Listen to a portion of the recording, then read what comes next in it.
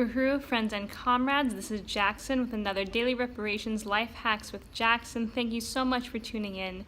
Today's life hack is about soaking beans, and I've done this before, but I want to do an update because here in Florida, it is very hot as we are getting well into summer, and it's just going to get hotter.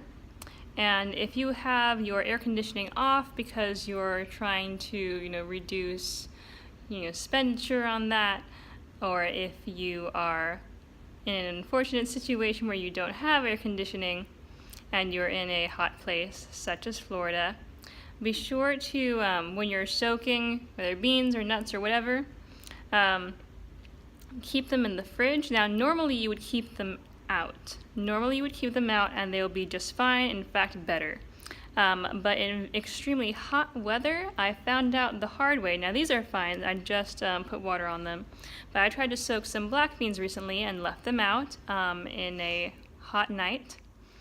And they started sprouting, which is really cool.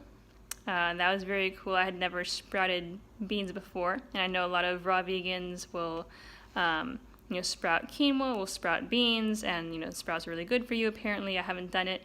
But I was like, oh, cool.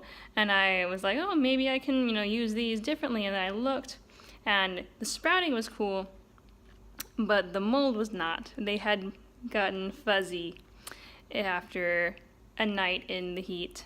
And so that was, I'm putting these beans down here. That was not really cool at all. So I had to dump a whole bunch of beans that I had prepped and was going to use for dinner and things.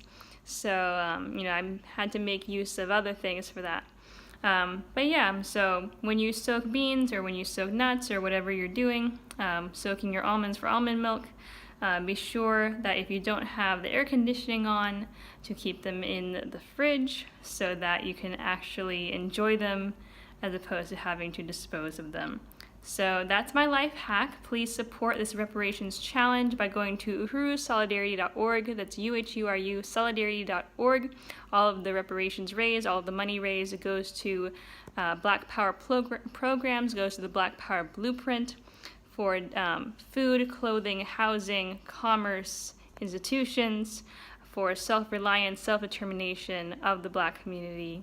So it's my honor to be in the Uhuru Solidarity Movement under the leadership of the African People's Soldiers Party. Thank you for tuning in, and Uhuru.